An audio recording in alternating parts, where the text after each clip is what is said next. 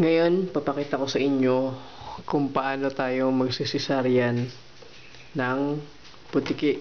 Kung makikita nyo dito, itong bilog na to, tsaka yung bilog na yan, meron siyang dalawang itlog sa loob. Babae siya. Then, tutulungan natin siya na mangitlog na maaga. So, gamit itong Gillette Ruby na blade. Ready? Hawakan natin yung buntot para hindi siya magalaw. Then, unti-unti natin siyang buksan.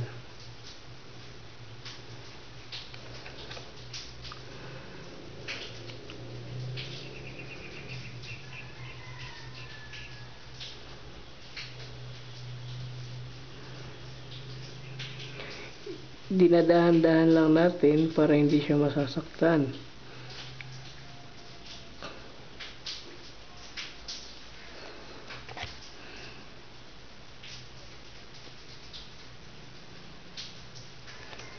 Ito na siya, bukas na siya.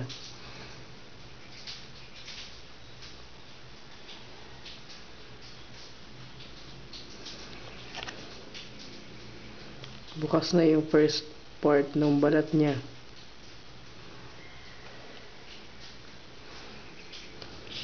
Tutuloy natin.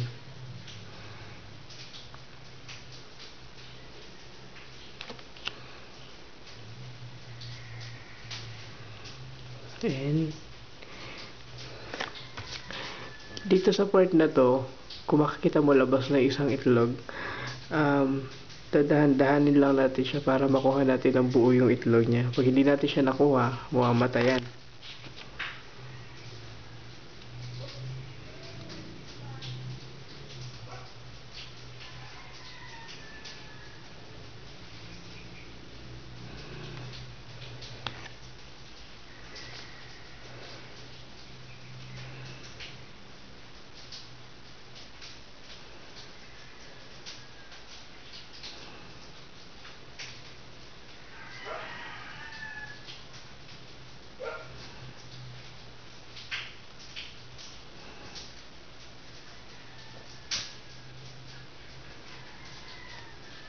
Minsan talaga yung mga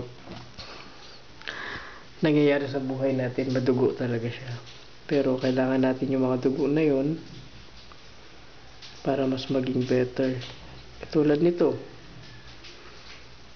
Diba? Katulad niyan.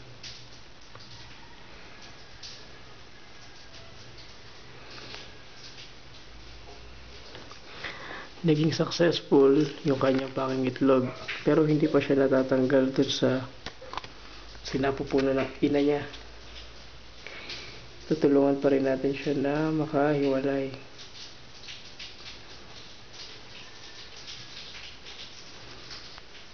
Pero ganun pa rin, kailangan pa rin natin na mag-ingat kasi baka mabutas.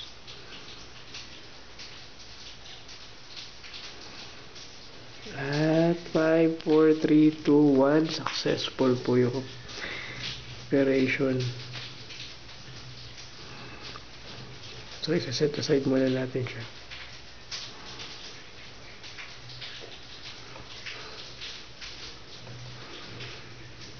Ipupush lang natin ng konti. Tapos, ayan na. Ganun kabilis mga itlog ang isang butiki na cesarean.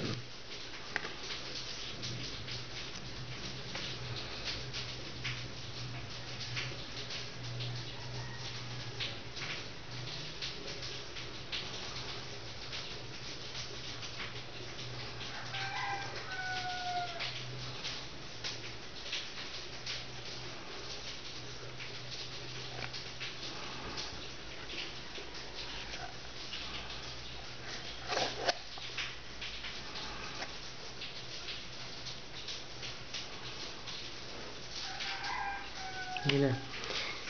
Tapos na tayo kasi successful na yung pangingitlog niya. So, pakakawalan na natin siya.